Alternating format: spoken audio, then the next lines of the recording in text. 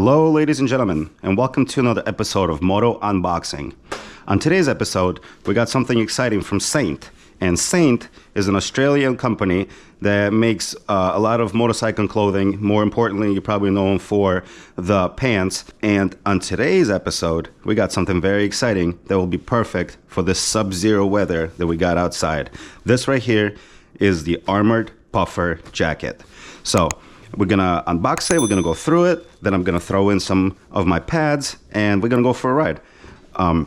But let's take a look at things one by one. So when you get the package, you get this cool little sticker. You get a little thank you note, which is all great, but we're here for the meat. So let's take a look. It comes in this nice sack, and we're gonna pull it out. So right away, we are greeted with some user manuals and some other things, but let's just take a look. And SA1NT makes premium stuff. This is my first piece of clothing from them, but I have seen my friends wear it, and my friends ride in a lot of SA1NT stuff, so I am no stranger to the quality that is to be expected.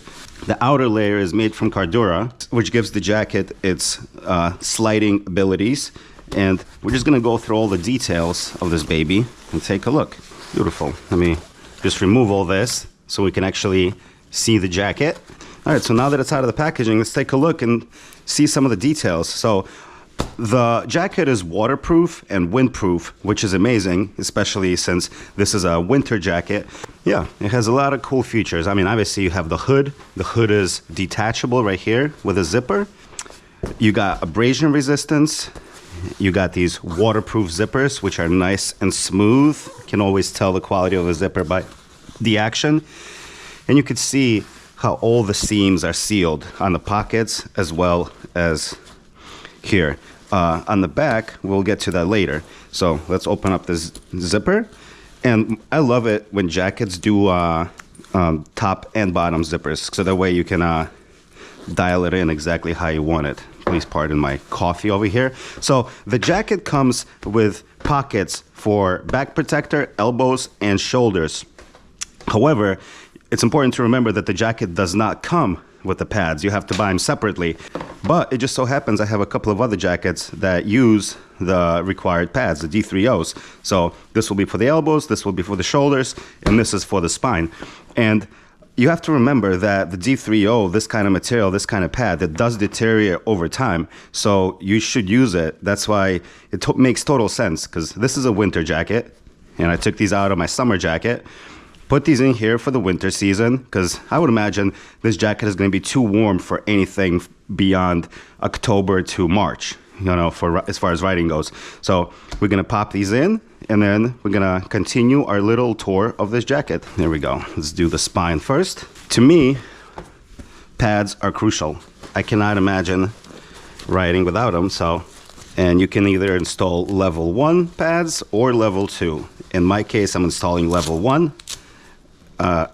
Right here right now, but level 2 will be acquired at some point. So that's for the spine.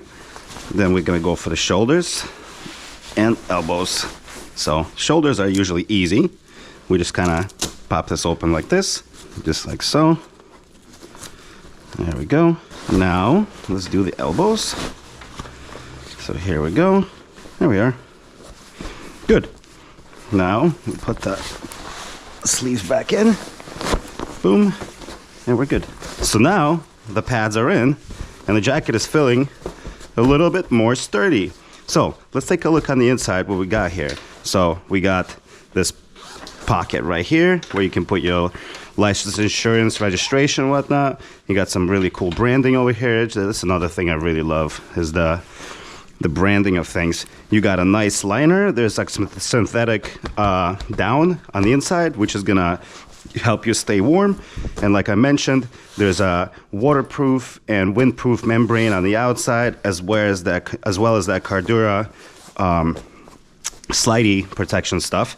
These right here are for cinching in your elbows, which is kind of cute.